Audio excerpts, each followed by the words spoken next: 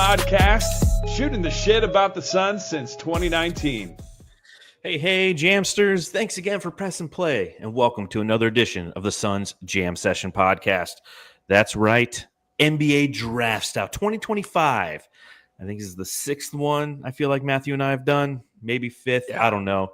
But, you know, it's finally here, draft day. You know, well, day one, at least. Like, I get the monetization angle for stretching the draft into a 2-day event, but as a fan of the product, give me that old school one-shot, one-kill format any day. But regardless, today marks the beginning of a new chapter for the Phoenix Suns in the 2025-2026 season. Matthew, draft day, where do you rank it as far as excitement level as a fan? I think it's exciting. It's up there, maybe top 5. If you're a fan of like the Suns with the 10th pick, after that kind of dwindles off and you're kind of just like, all right, I'm kind of over this. Like, because you kind of like, if you don't deep dive, you don't know everybody there. You're just like, all right, who are they choosing? All right, I'll just catch up tomorrow or tonight before I go to sleep on Twitter and just see who they actually got. Because I can't stand watching the NFL draft anymore. But the NBA draft is different because of being a Suns fan. Cowboys fan, can't stand it because they actually do draft good, the Cowboys, but they fuck up every season. But what do you think, man? I mean, this was a good one. This is like probably my favorite Suns draft, I think, ever. Even before, man. Yeah. And we're not even done. We're just one day down. Yeah, exactly. You know, I think, you know, it's been hectic, obviously, with the Kevin Durant trade occurring on Sunday. There was only really 2 full days of draft prep, quote unquote, to really understand what options existed for the Phoenix Suns at 10. Obviously, brightsideofthesun.com. I've been writing a lot of different articles for the past month on who the Suns should take at 29, who I think they should take at 52. And the reason that I did that is because we had so much extra time because the Phoenix Suns didn't make the playoffs. And I actually wrote an article apologizing to everybody. I was like, hey, man, I've been doing prospect previews for like 2 weeks now, and the draft is still 3 weeks a day. I don't understand the timing of when I should start writing these things because for the first time as managing editor of Bright Side of the Sun, we weren't in the postseason, so I just didn't know from a timing standpoint. So these past couple days have kind of been jamming and cramming, and the writing team at Brightside has been fantastic of analyzing some different prospects that were available, you know, trying to watch a couple videos here and there in between things that I'm doing at work. But when draft day comes around, I always am a fan. Like, my friends make fun of me because of how excited I get over the stupid draft, but I just think, again, it's a chance to reset, to restart, to have a new direction. It's kind of the first step towards righting the wrong that was last season, because if there's one thing that's always consistent with the Phoenix Suns is there was a wrong last season. We've never finished with a championship. And obviously coming into this draft, there's one thing that you have to know as a Suns fan. This has to be like a prerequisite, is no matter what happens tonight, no matter what happens this offseason, the Suns aren't winning the championship next year. Okay, so if that's your base and you can learn to just enjoy the process, then you're going to enjoy the process. But if if your response to anything that Phoenix does is, well, they're still not going to beat OKC, well, they're still not going to win the championship, well, then that's you are correct, sir. You are correct.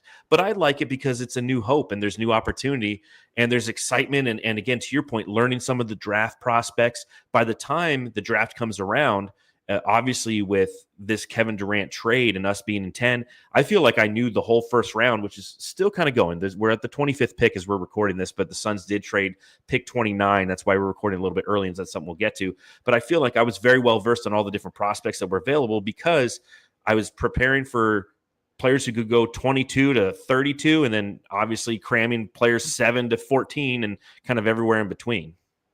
Yeah, and I'm sorry I'm cutting out. I think that, you know, I'm going to have to upgrade before, I think the last couple years or year before, you had the bad internet service. Now I have it here, so I'm going to get that upgraded before the season or before the next pod.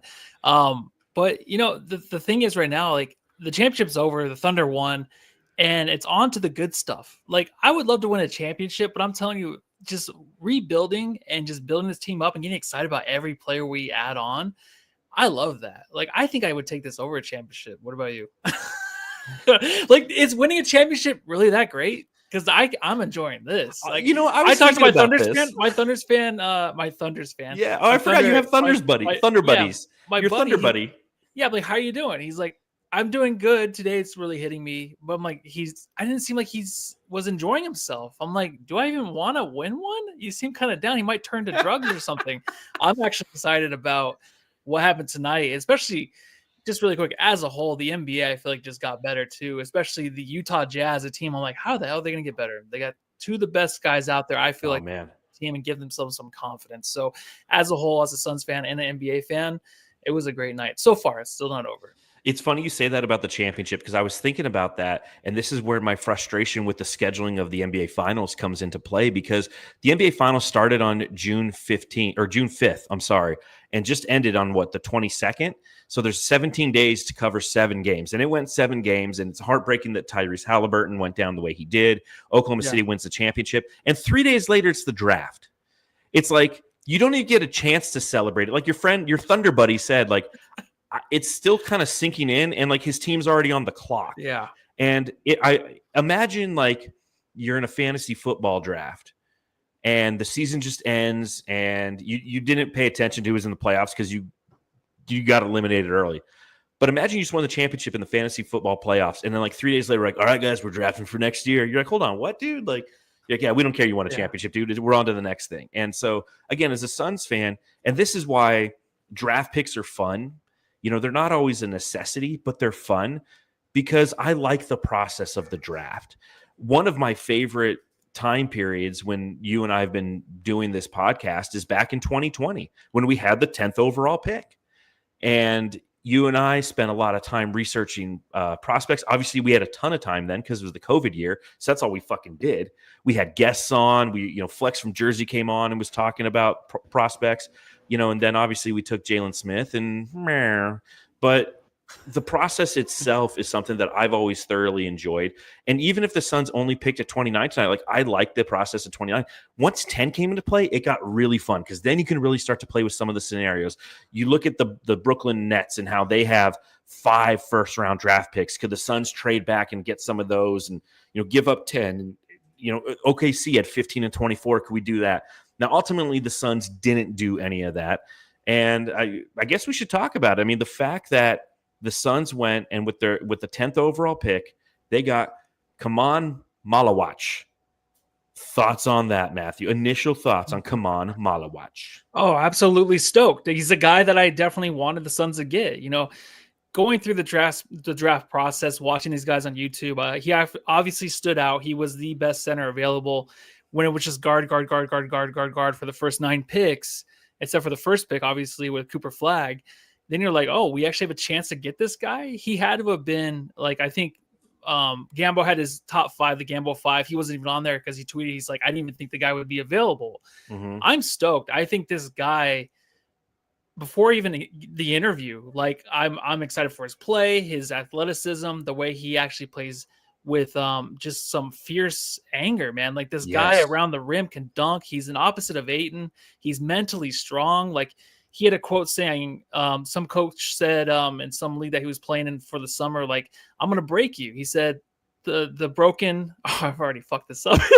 You cannot break the broken. Like, this guy's like, I am mentally strong. Like, he is just all about day to day doing the right thing as a person, as an NBA player, coming into the Suns organization where we need that. That is exactly what I was looking for. And I didn't even know that came with this guy at all. So I'm just blessed right now that we have this dude, a 7'2" monster that can dominate and wants to come play and play hard, because that's the mentality right now the Suns have on their roster. They have guys that absolutely have no tolerance anymore for weak shit. They want to go in there. They want to play. They're not going to be on social media. They're not going to be talking to the media about just bullshit and leaking shit and stuff like that. This is going to be about a team that's mentally strong. They can hang in games and win close games, maybe down the line, but they're just built from a young age now to even Dylan Brooks. These guys are they're ready to play and they're ready to put on a show for the Suns. And this guy is going to anchor that on the defensive end. Like, I can't believe we got him. I'm just stoked. That's where I'm at. And I think that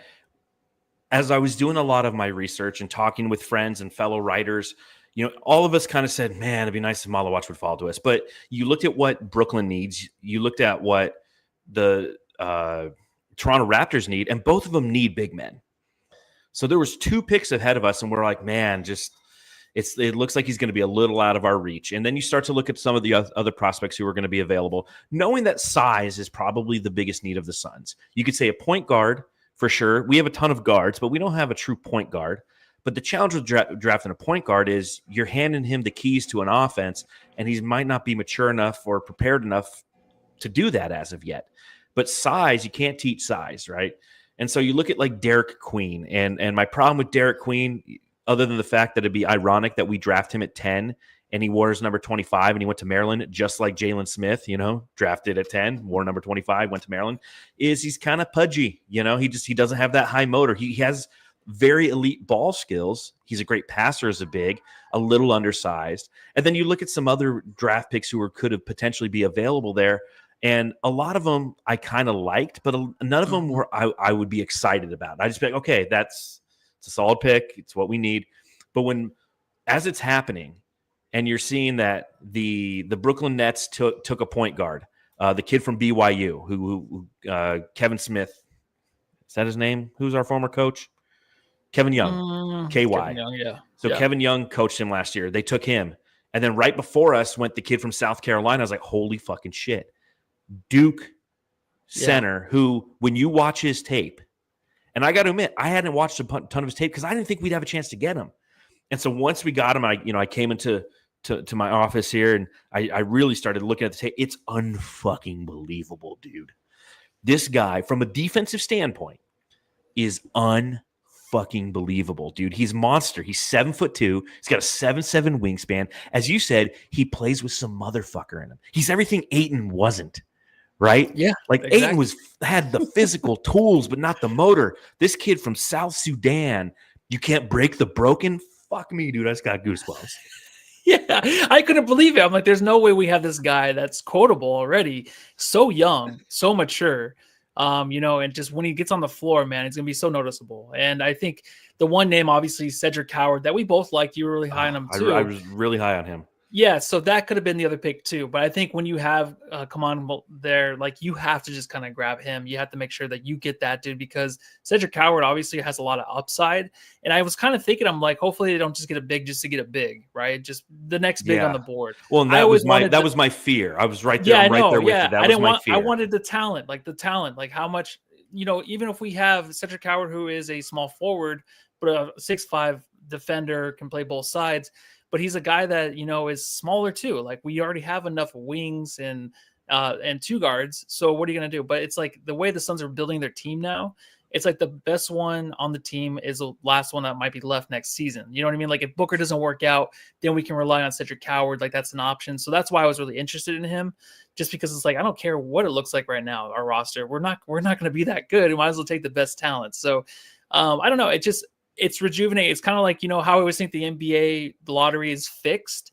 It almost feels fixed in a way to where Silver's like, hey, that was a rough go the last few years. I'm gonna let the other teams know, like, hey, just lay off of this dude, because he's gonna be a perfect Phoenix Sun, and hold off on building that DeAndre Ayton statue, because this guy might be a little bit better. Yeah, I'll say, I highly doubt that to be true, just because nothing ever breaks that way for the Phoenix Suns. But I will say that, when you watch his tape, when you see the way that he competes, and the way that, again, and I'll ask you this, and I don't know if you know the answer to this. How old is he? How old is Khaman Maluach? Is he 18? He's 18 years old, dude. Yeah. He's 18 years old. And so I think one of the best ways to kind of sum up who he is taking a look at the Ringer's big board. Danny Chow, this is what he had to write about Khaman Maluach, who the Ringer had as their 14th best prospect. Yeah. But they say a postmodern rib protecting titan with all the tools to be the perfect pick and roll finisher. He excels at lob threat, defensive anchor, and ridiculous upside. And this is the scouting report. Calling Maluach's rise over the past 4 years meteoric feels like an understatement. 4 years ago, the South Sudanese refugee became the youngest ever enrollee at the NBA Academy at just 14 years old. It was his first time playing organized basketball. So he's only been playing for 4 years, Matthew. At 16, Maluach became the third youngest player to ever play in the FIBA World Cup. The following summer, he was, by a wide margin, the youngest competitor in men's basketball at the Olympics. He's had several lifetimes of experience in these past 4 years alone. Yet we're still just at the ground floor. One can assume Maluach's role on the floor from one glance at his measurements. He has a 9'8" standing reach. The rim's fucking 10 feet tall. 9'8" standing reach. 1 inch longer than Victor Wembanyama's and 1 inch shorter than Rudy Gobert's. And Duke alumni Mark Williams is, which we'll get to later. He also has an unlimited catch radius on lobs. He can cordon off the painted area by simply spreading his arms. But it's 2025. The NBA is no country for plotting bigs. There are interesting wrinkles in Maluach's profile that suggest a possible deviation from the Gobert archetype. For one, his touch is exceptional for his size. He's a good free throw shooter. He can gently glide lobs into the basket as routinely as he can flush them home. And he has the coordination to catch passes from uncomfortable angles. His screen craft is nuanced for a teenager, and his scoring efficiency as a finisher out of the pick and roll is astronomically high compared to just about every lottery big man of the past decade. Take that, DeAndre Ayton. It goes on and on and on. I mean, there's a bunch of stuff here. But, I mean, I think the point I'm making is if you're talking about what a home run looks like at the 10th overall draft pick, Maluach is it. He meets the need. He's going to bring that competitiveness. You think about what the Phoenix Suns were trying to accomplish here. And I'll pull up. I got his little prospect bio here, where he's got a explosive defensive upside, touch around the rim, elite pick and roll, and unreal physical tools. When you think about what the Phoenix Suns were trying to accomplish here, their goal clearly tonight was to acquire a big man. I just didn't think he'd be the best big man on the board. And that was made apparent by the subsequent transaction for Mark Williams. But we can talk about that now, or we can talk about that later. Or do you want to continue just talking about Khaman Maluach? And I will say, if you guys want to hear and see a great one-on-one with him, Holden Sherman, who writes for Bright Side of the Sun, was at the arena tonight at Barclays, and he was there this week for Media Week, and he already has a one-on-one with him because he interviewed him yesterday, and it's up on brightsideofthesun.com. So if you want to get to know him more, we already got a story up there. So thank you, Holden, for that. Yeah, no, that's awesome. I think that we sang his praises a lot. I don't think it really does it any justice because I think this is going to be – I think it's just huge for the Suns and for their future.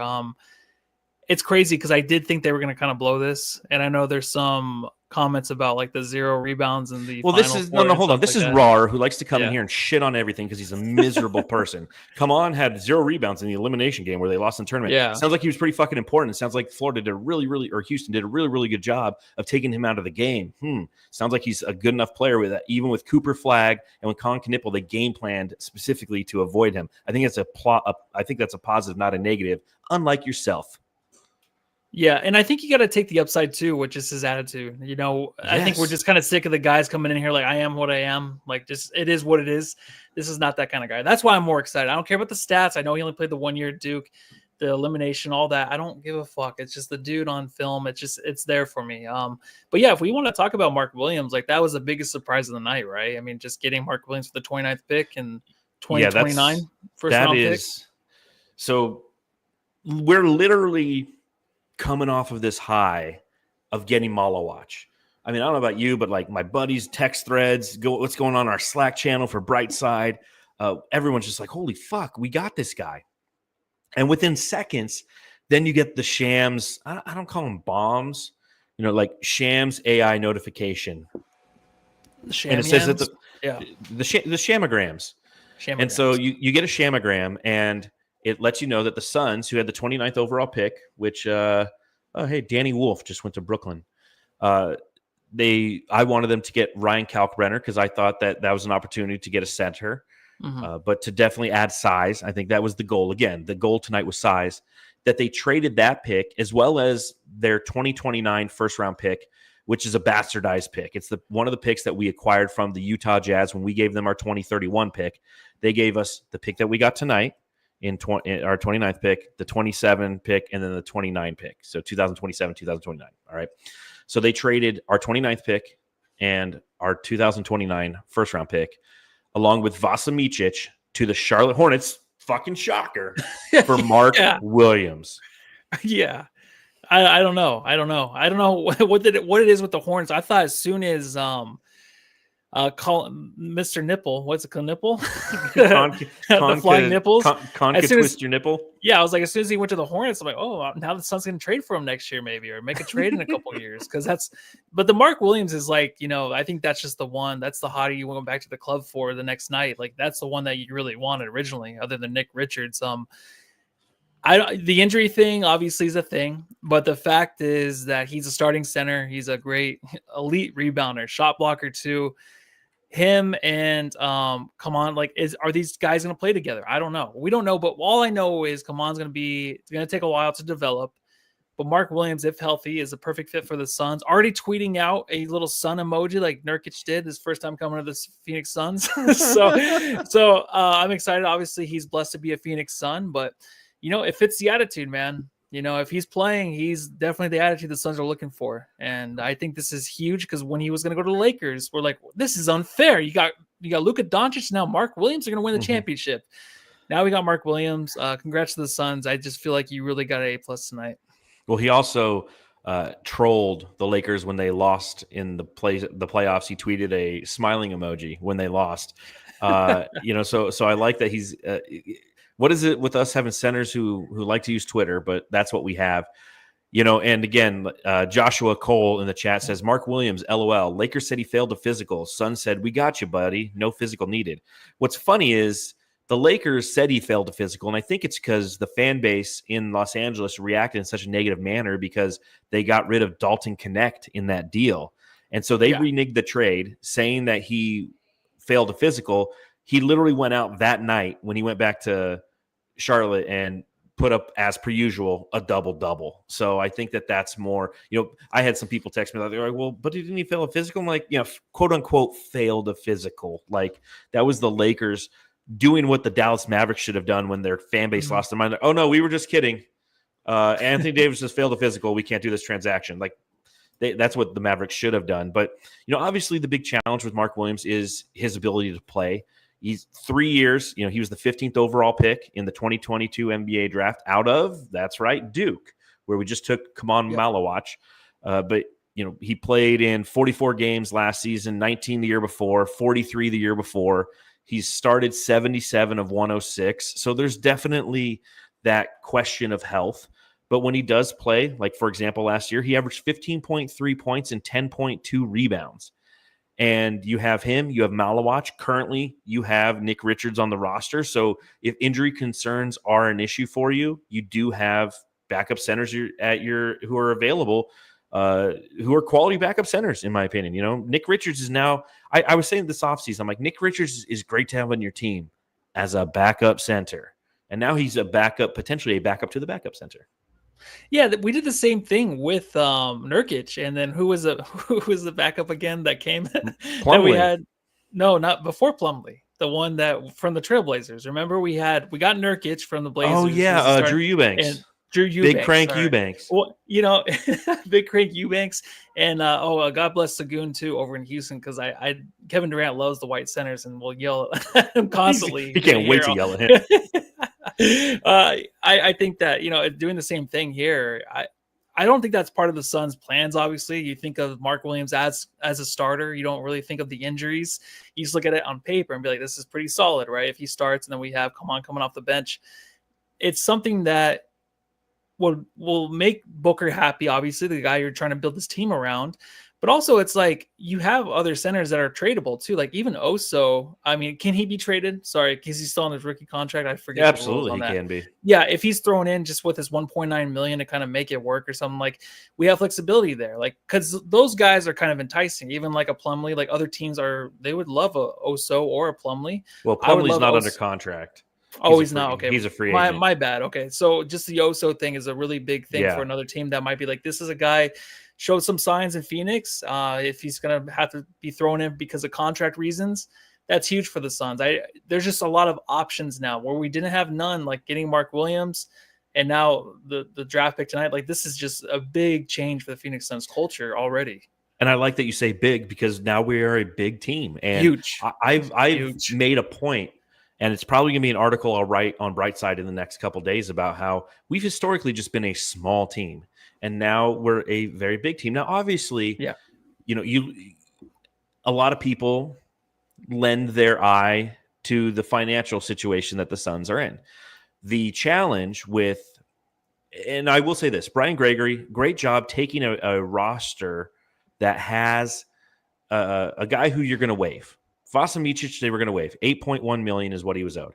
And so they're like, instead of just waiving him, you turn that in, attaching 2 picks to it, you turn that into a starting level center who's on a $6.3 million contract. So you save $1.8 million if you were to not waive, if you were to exercise the team option for Vasa Micic. But that's where a lot of people are concerned right now is, okay, but we're still not anywhere closer to being under the second apron. In fact, we're further away because the perfect scenario, or a scenario, I would say, is you don't exercise the team option on Vasa Micic. That's $8.1 million gone. You don't bring back Cody Martin because he has a non-guaranteed contract for next year. Okay, that's $8.7 million gone. And we're like 22 over the cap. That's like 17. So you need like 5.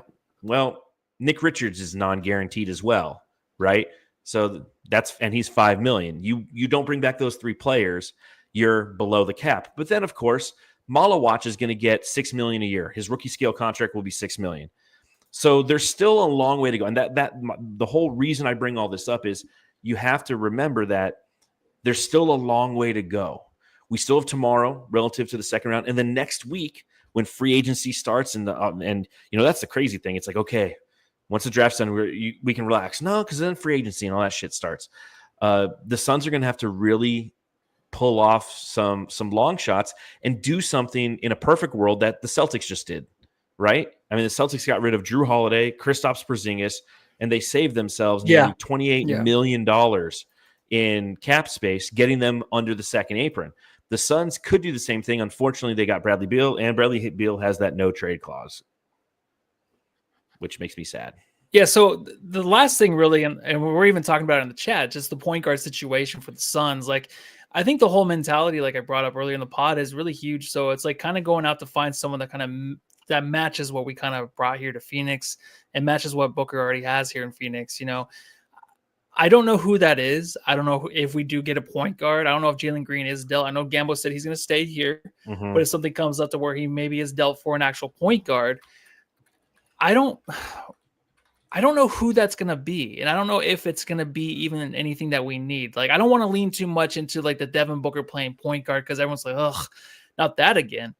But we have to realize too, like, this is Devin Booker's team, like it is Jason Tatum's team, like it is Paolo's team. Like, he is the guy that you can imagine now bringing up the ball. So everyone that he has surrounding him has to make sense to where he can play off of. He's obviously a guy that can play make now. He's not elite, but he can play make. It's gotten better. His defense has gotten better. So I don't really want to focus too much on, hey, we need a point guard. Like, I look at what we have right now on paper, the depth chart. It looks good. It's fun. It's awesome. I don't know what's going to happen. It's not going to win a championship, exactly. but it's fun though. It's big. It's small. We have more hope weird, than we did ugly. before. It's a lot of different things though. But it's like, I don't want something to be forced to where we have to kind of get a point guard and take away from what maybe Booker can be. Like, I think if you go into the season, you give him the keys, then we're like, all right, let's see if this works. If you can't get above 500, then obviously you're not the guy.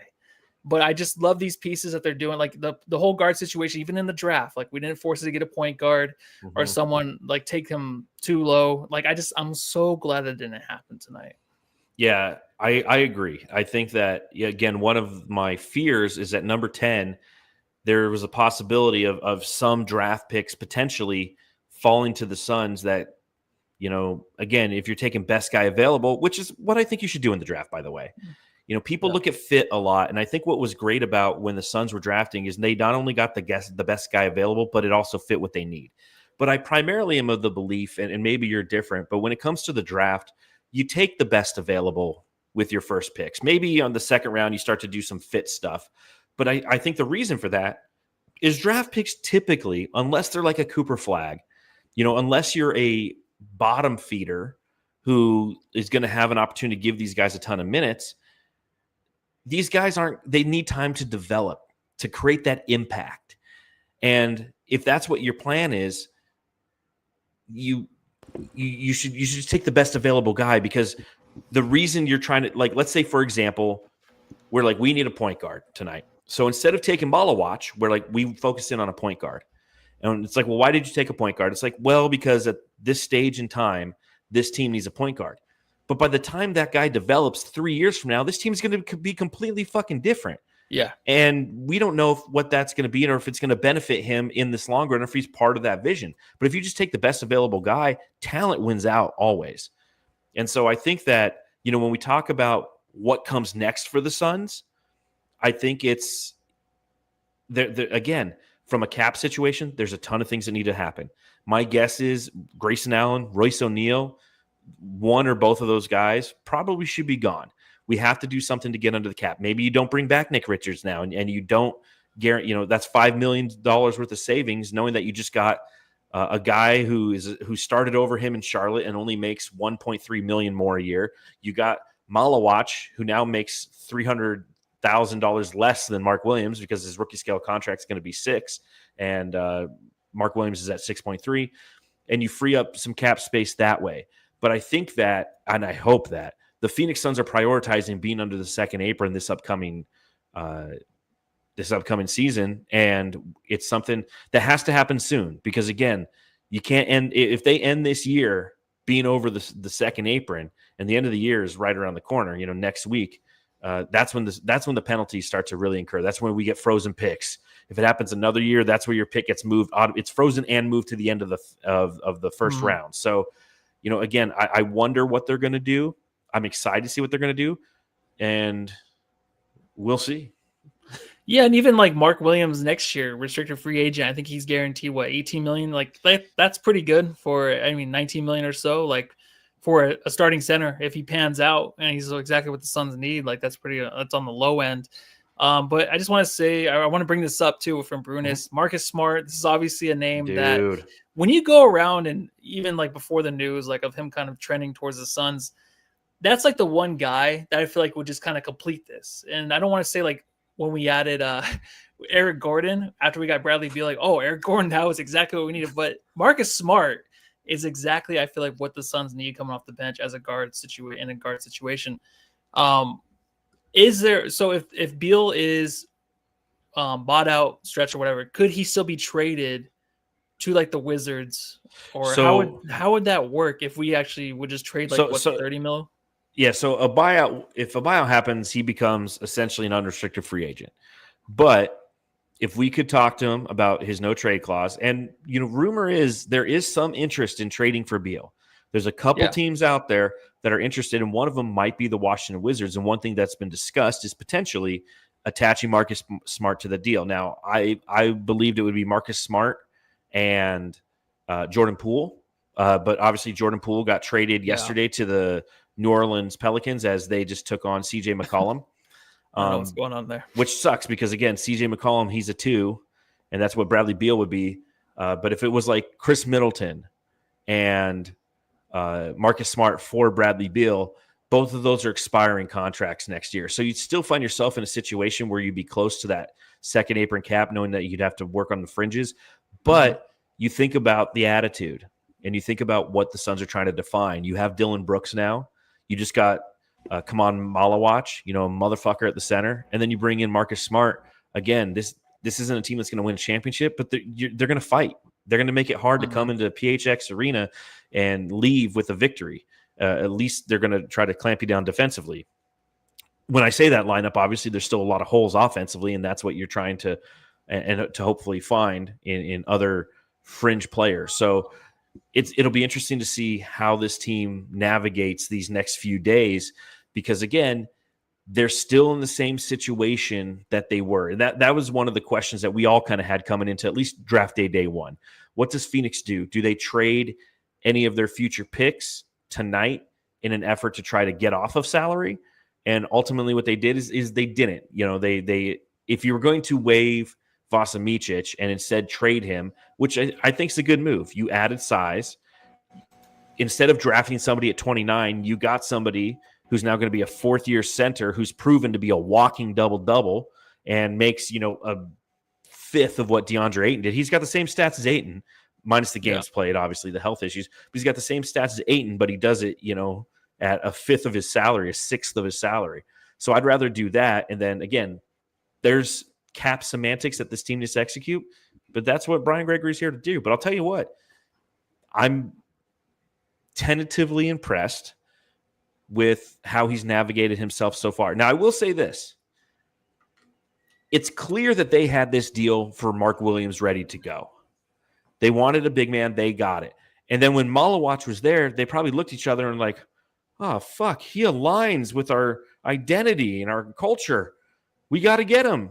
And then they still did the trade for Mark Williams. My guess is that's what kind of occurred, that they weren't planning on Mark Williams being there. They were going to probably draft somebody else. Or I'm sorry, they weren't planning on Maluach being there. They were going to draft somebody else and they get Mark Williams. Do you get that same feel?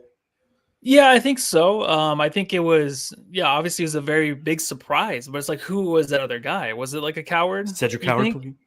Yeah, like, would you, I'm just saying, knowing that, like, I know we're excited about the center from Duke, but, the upside from Coward is huge. He might be a top 3 or 4 guy. He's going to be an all-star 4 years. I already called it. He's going to be an all-star. Yeah, and at least he's in Memphis, a place I can enjoy to watch. But I think that, that's one thing we have to look in the rearview mirror here in a few years is like, damn, dude. I mean, we got Mark Williams. Why did we get another center? So that's one thing, obviously, we're going to probably talk about in a couple of years. But obviously, like you said, the Suns need size. And if we need the center depth, we still need a power forward. But just hitting that with these guys that are rim protectors, the defense is there now. The Yankers are there on the defensive end.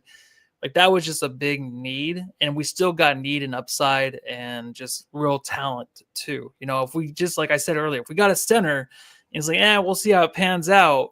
I'm like, well, why the fuck do we get Mark Williams in? Like, no, this is a little bit different. Like, this is different where if it doesn't work out with Mark Williams and he is hurt, at least we have the center from Duke. It's like, and he's gone in a season. Again, I think that this is a short-term but long-term draft pick, in my opinion. I mean, this could be your defining center for the next 10 years, Yeah. I mean, and that's exciting for the Suns. I honestly believe that. And again, nothing against the guys who were going kind of right around the same draft slot at 10, the Derek Queens and Carter Bryant, Colin Murray Boyles was one that a lot of people are high on. Thomas Sorber, those guys are all quality players, but I don't think that they could ever be a potential franchise cornerstone. I feel like Maluach could be a franchise cornerstone. And perhaps this is me with rose-colored glasses on and super excited on a draft night where a prospect who I didn't expect to be there, who has physical intangibles that are just unteachable and an attitude to match, fell into our laps. But that's how I feel tonight, and that's a good feeling as a Suns fan. It's nice to feel good as a Suns fan, because we haven't for so long. Every time you and I get on this podcast, it's something negative. And even in this, we have to talk a little negative because we have to talk about Bradley Beal because he's still on the team and holding the team hostage and all that shit. And we still have to figure out the second apron because we don't want to be penalized in 2032 or whatever the fuck. But, I'll be 50 that year, dude. So all of that, but at the same time, we can at least for a night enjoy the fact that the Suns did the right thing. They drafted the right guy. And at the same time, they fortified that position with a guy who he knows, who will assist in his development even further. If you want to talk about culture, that's a good culture move. And they're both from Duke, and I guess we're not the Phoenix Spartans, everybody. We didn't draft Jace Richardson. We're not. Maybe that's why they did that. Just swerve a little bit. Yeah.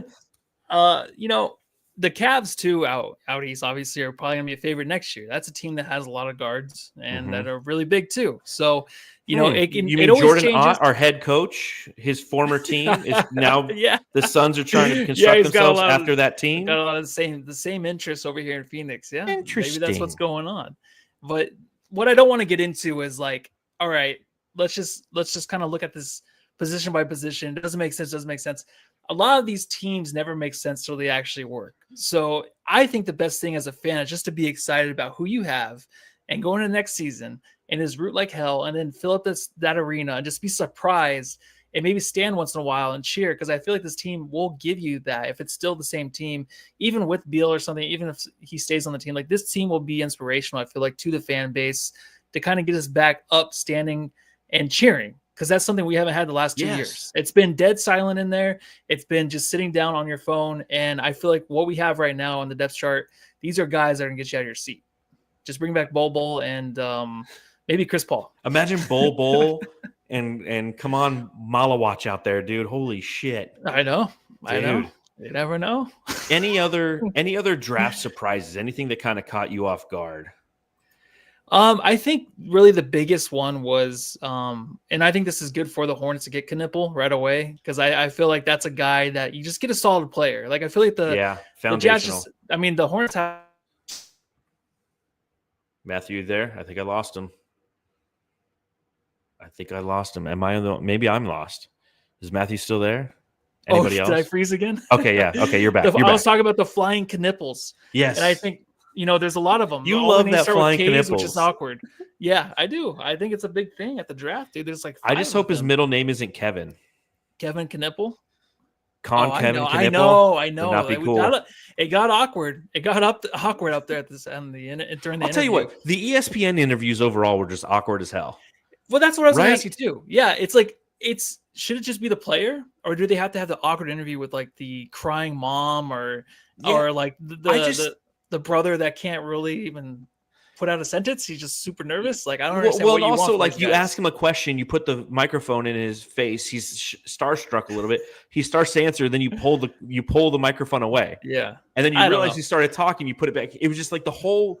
Again, I've never been a big fan of those interviews. I think that Bill Burr has a great skit about the draft. He's like, "Who the fuck watches the draft?" Yep. He's like, "I thank God," and the same shit that the last 25 guys have said. And it's the same interview over and over, and just it's awkward. I'm not a big fan of it, but I will say, if you want to talk about shockers, I think Ace Bailey going to Utah was a shocker, and they even said it on the broadcast that he didn't work out for anybody, kind of like Amari Stoudemire didn't all the way back in like 2002 or 1 or 3 or whenever he was drafted. Didn't really work out for anybody. I think back then he only worked out for 2 teams, Phoenix obviously being one of them. But Ace Bailey was kind of set on the fact that he would go to either the Wizards or the Pelicans or potentially the Nets, maybe even the Raptors. Mm-hmm. And then the Jazz took him. And my thing with here's my early, I don't know shit take on Ace Bailey. Ace Bailey equals Marquise Chris, in my opinion. He just seems like a guy who's more about me than we. And those kind of guys always scare me. When you talk about Khaman Maluach, he's a we guy. I want to win for us. Those guys, they're built different, and that's what makes him so endearing. But you look at Ace Bailey, him and Dylan Harper, 2 Rutgers guys, didn't make the tournament. Obviously, there's injuries there, but didn't make the tournament. He didn't want to work out for anybody. Maybe it's bad representation. He's just focused on basketball, and family members are handling his representation, trying to force where he's going to end up going. And I'm interested to see how he turns out, because I just feel like that was Marquise Chris. Marquise Chris played at Washington for a team that didn't make the tournament. He was very kind of smug and had this air about him, and he was kind of a cocksucking asshole. And I'm not saying that this young 18-year-old, 17-year-old kid's a cocksucking asshole, but I'm just saying, like, if you look at the long trajectory of things that have happened in the past relative to these types of behavioral issues with players, or again, this is a complete 30,000-foot view of me not knowing shit, but I think that he's going to be a Marquise Chris player. Yeah, and if Eddie Yee, if you don't know who Marquise Chris is, man, you better do some Suns research, my dude. Through the best fits. I think that Clayton Jr., though, the ad, at the 13th, was the 13th pick or 18th. I'm sorry, 18th pick. Yeah, he went a little bit early. Yeah, the Jazz, they got 2 MFers that really want to prove themselves, that have a lot of confidence, so to say, and they have a big ego. So I think that's going to be kind of fun. I think that team needs those type of guys right now. Stop being so boring. Stop just doing the same shit every year, where you just have a team that's going to tank every year. Like, have these guys come out and just kind of prove themselves to each other, try to battle each other. It's the right move. I think it's great. I think it's great for Utah. Yeah, I think if any team got him, I'm glad Utah got him. They need a little bit of. It's spice. An influx of talent. So you got a quality leader in Walter Clayton Jr. and Ace Bailey, who's all talent, and hopefully the personality can kind of match. Carter Bryant, for those of you who are U of A fans, Wildcats, went to the Spurs because, of course, if you like somebody, they're going to end up on a team you don't like, which is Just kind of the way it goes. Cedric Howard for me ends up in Memphis. Cedric Howard's the guy I was really big on. I absolutely love That's this gonna kid. hurt. I think that's gonna hurt. Oh, I know. And it went the pick after the Suns, and it's just like, Yep. It's gonna be again, the whole Doncic Ayton thing again, huh? No. I will. Jace Richardson from Michigan State ended up going to the Orlando Magic. So, which makes sense because isn't that where we traded his dad after his dad was boned Steve Nash's wife? We traded him to Orlando, didn't we? I'm almost 100% sure. We got him from the Bobcats, and we traded him to Orlando. No, we did because we got Turkoglu. Yeah, right? so maybe he went to the place where he was conceived. Who knows? Danny Wolf is just kind of an interesting prospect.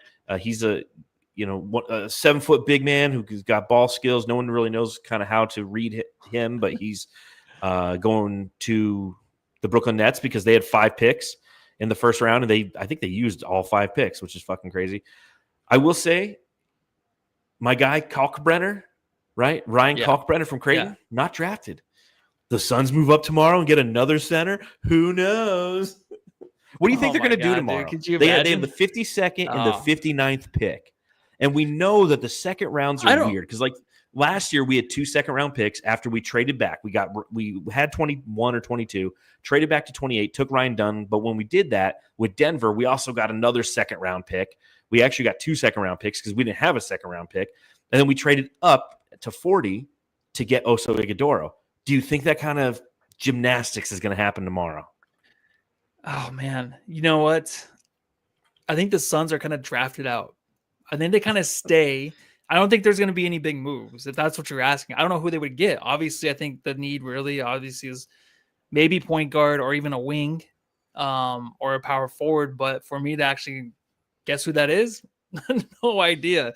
I just think I'm like, what's the next big move for the Suns? Is it going to be like a Bradley Beal thing? Is it going to be, like you said, a Royce O'Neal or Grayson Allen trade? Is it going to be moving on from those guys to maybe get a wing or a power forward or something? Like, I think that's the next thing for the Suns is to figure that stuff out. I think right now you won the first day in the draft. You won the Suns fans' hearts back. I just don't know what else you can do in the second round. What do you think? So I hope they trade up. I hope they take 2 picks and make it 1 because those 2 extra players, I mean, they're filler.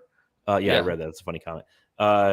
They're filler, but like there's still some quality out there. Stu says Adu Therio from Arkansas. That's a good pick. I'd like to move up to either get Tyrese Proctor, who's a point guard from Duke, another Duke guy. Imagine getting the guy who, well, I guess he didn't throw lobs to him last year. He did a little bit. Yeah, he was replaced. Yeah, he was replaced. But he became the 2 guard. So I'm sure there's what I love about Tyrese Proctor is 3 years at Duke. The first 2 years he spent playing the point guard, and he was the primary playmaker. And then when Con Knippel came in as a freshman, he moved over to shooting guard and continued to cook. Yep. And he's what as a point guard, he's like 6'5", almost 6, like he's 6'6" in shoes as a point guard potentially. Yeah. So you could trade up to get him. Or trade up to get a power forward, Johnny Broom from Auburn, who's somebody who just, again, if you want to talk about motherfuckers, he's got that motherfucker in him. Those are 2 guys that if we could trade up, I would be unbelievable. Or if they drop to 52, which I highly doubt. But those are 2 guys I would absolutely love for the Suns to go and get. And that's a good draft. You get Khaman Maluach, and then you go and get either Tyrese Proctor or Johnny Broom, and you get Nick Richards out of the deal. Like, you walk away from that draft going, you know what? Brian Gregory didn't fuck this up. Now, there's still a long ways to go on fixing the Suns. There's still a long ways to go in navigating the cap gymnastics and what to do with Bradley Beal and how to get under that second apron, that daunting second apron. But at this process in the stage, and that's the challenge a lot of people have, is they see that transaction for Mark Williams and they instantly go, yeah, but we're still, it's a second apron issue. It's like, yeah, but we're on step 2 of like 10. Like, let the process, it's a process, right? It's not like, and today everything's fixed and carry on with your life. No, like like Brian Gregory's taking his first shot at building a roster. And again, I'm going to say what I said at the very beginning, knowing that this roster isn't going to produce a championship. We're not there yet. It's a process, right? Everyone wants to blow it up and restart. Well, this is a soft rebuild. No, with Bradley Beal still on the team, but if you're rebuilding around Booker, these are the kind of things you do. You put quality people. I mean, I'm just saying, like, once we're done here, I'm just going to go and watch more Maluach highlights, man, because they're fucking disgusting, dude. He's so good. Even his interviews are great, man. Yeah. So I'm in gear. I can't wait to interview him. Yeah. So just putting the roster together a little bit more. What about like the whole Patrick Williams thing? Does that intrigue you just as a little bit more size? I know there's no potential really as a starter, or that's a good replacement maybe for Grayson Allen if we do get like a shooter in the second round, someone to come off the bench, because Grayson Allen obviously I don't think he's gonna be a starter. He's better as a starter somewhere else. Maybe if he goes to Chicago, maybe that's where he is. He's lands in the starting lineup. So Patrick Williams, the challenge with him is the salary, because I don't hate him as a player. 6'7" wing, but yeah, $18 million a year. And he's got this flat fee, right? It's $18 million this upcoming season, then 18, then 18, then a player option for 18. So he signed a 5-year, $90 million contract. They're like, yeah, we're just going to do 18 every year. So not a horrible player. I think that the Bulls are a team that I would key in on relative to potential trades for the Suns for a couple reasons. One, if there's a world where Bradley Beal would ever be interested in going there, it could make somewhat sense. Midwestern guy, he's from St. Louis. Billy Donovan's the head coach. He played for him at Miami. There could be some connections there that could potentially, you could sell them on. The other thing you could look at is, and it's a reminder, they shot, I think, 31% from beyond the arc from players off the bench last year. So they need bench three-point shooting. That was a glaring need. So if you're talking about sending Grayson Allen or Royce O'Neal to Chicago, that makes sense in a vacuum. It depends on what you get back.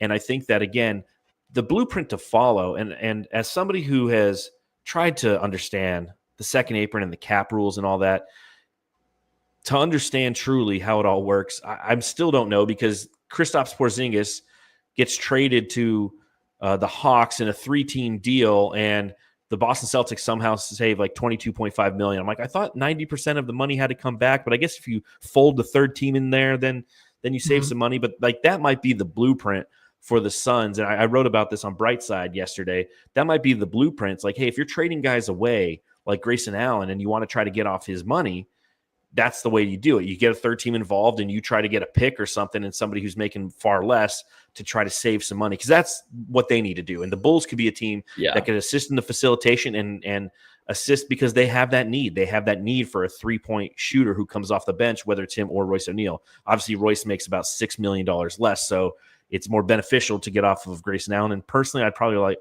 I might be in the minority here. The chat can tell me if otherwise, but I'd rather keep Royce O'Neal than Grayson Allen. That's just a me thing. Well, contract-wise, I just think Grayson Allen has that mentality that we need here still. I think him as a starter, though, like I said, it's not going to work. And him coming off the bench just doesn't make sense making that much money. So if we were to move on from him, obviously, and just in the end get a draft pick back, I know in the future we'll be like, wait, we got nothing for Grayson Allen. He goes on to some team and helps them like get to the finals. It's like, yeah, but in our situation, I think it just makes more sense.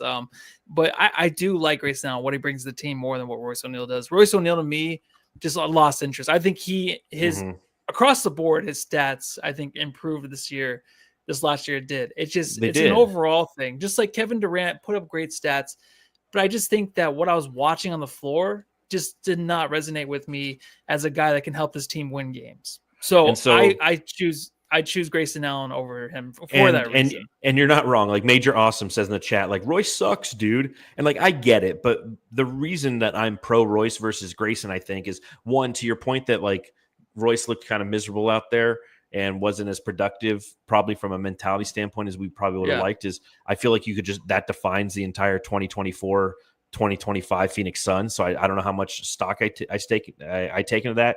He had a career high shooting 40.6% from beyond the arc last year. 9.1 points per game. That's a career high as well.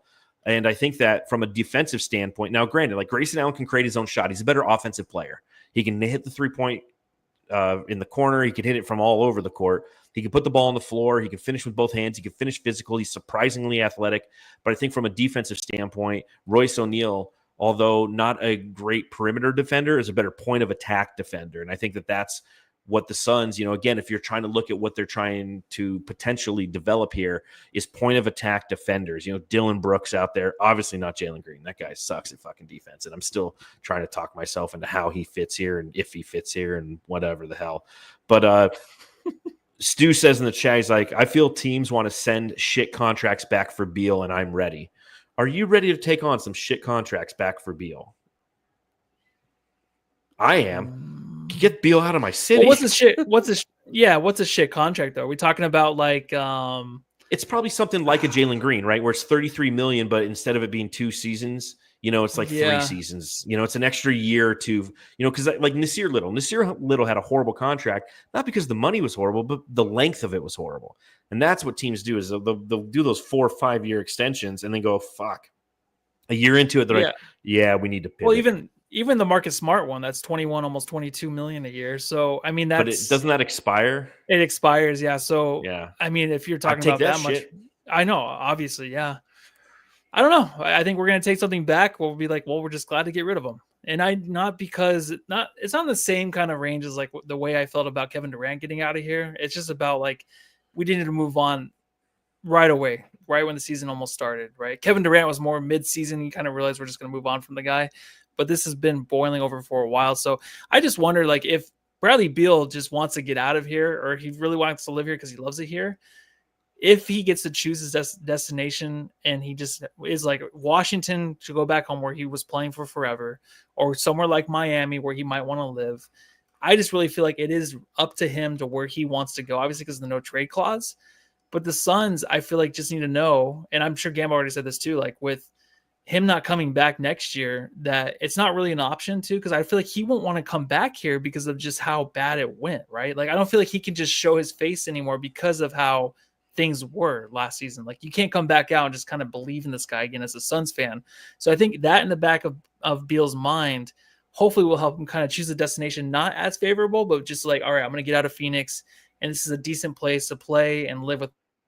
Can't be just like 2 or 3 spots. It has to be maybe a range of 10, 11 different cities that he would like to go play at. I'm hoping that's how I know. Well, that's what it comes down to. It's like, I hope. Yeah. I hope Andy Dufresne. I hope. So I guess we can end the podcast here. Yeah. I'll ask you this question. What grade do you give the Suns for how they navigated day one? Knowing that they entered with 2 picks, number 10, number 29. They leave having given up 2 first-rounders, one of them being this year's first-rounder, one of them being the 2029 first-round pick, giving up Vasa Micic, but gaining Khaman Maluach and Mark Williams. Oh, A+. Even just Khaman Maluach's tiers, A+. Even we just got those in a jar. I'm just like, we won the draft. I love this dude. I'm excited. A++. We'll make sure that you go into Brightside once we're done here and write that. I give it an A. Okay.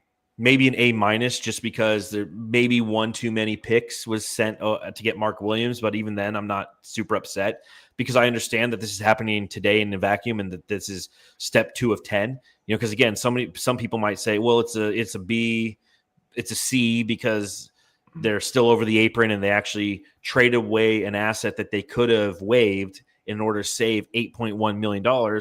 They traded that away and got a guy who cost them 6.3. So that's actually plus 6.3. And I understand that, but I still say that we have a long way to go. But looking at the chat, Mark Brooks gives it an A-. Greg Hughes, a B+. Nick White gives it a B+ as well.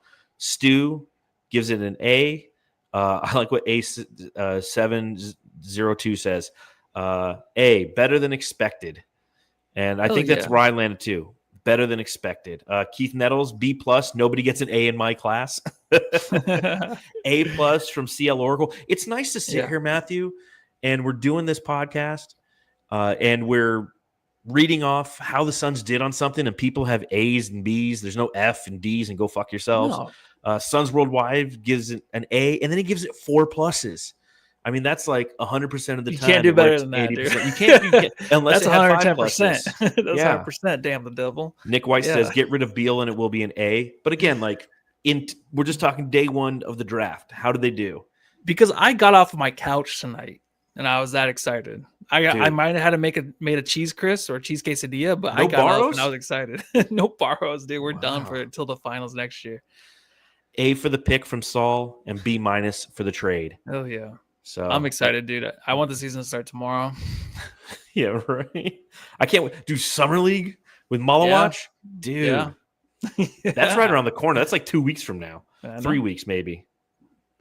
All right, Jamsters. Well, we appreciate you hanging out tonight to talk about this here 2025 NBA draft. If you haven't done so already, hit that thumbs up button. If you're on the YouTube feed, if you're over on Twitter, head over to our YouTube feed. Support us if you can. Give us a subscription or not, whatever. Just, we'll see what happens tomorrow. If anything crazy happens tomorrow, we'll go live and have a reaction to it. If not, make sure you read my writing and Matthew's writing at brightsideofthesun.com, where, again, we have a great piece up as one of our guys, Holden Sherman, was out there at the draft and interviewed Maluach yesterday. So he's got some great initial quotes and all that draft coverage. Kudos to the writing team. They've done an absolutely fantastic job. But Matthew, appreciate you. Make sure you go and you write your draft grade. I will right now. Go and love your family, everybody.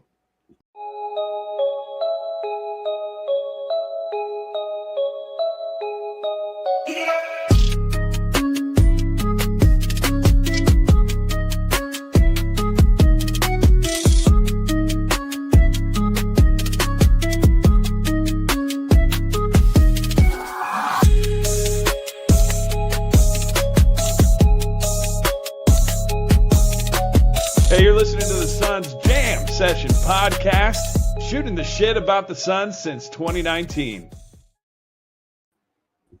Back to back.